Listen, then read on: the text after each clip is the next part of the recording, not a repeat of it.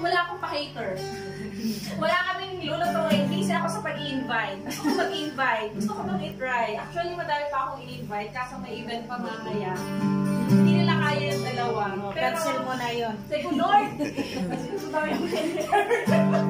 Sabi ko, Lord, pwede naman pala. Kaya ko naman pala. Kasi minsan yun yung takot natin, no? Yung parang, kaya ko ba?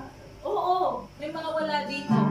Aminin ko, madami ako in-invite na wala dito, but I'm so blessed. Yeah. Yes. Si Inday Lourdes, ang bawat isa, si Christian, biglang may mga nag-ka-opt ang bawat isa. So, this is my encouragement to everyone. Let's be merry. No? Mag-invite tayo ng someone, isa lang, who will be with us singing with Jesus. The feet of Jesus.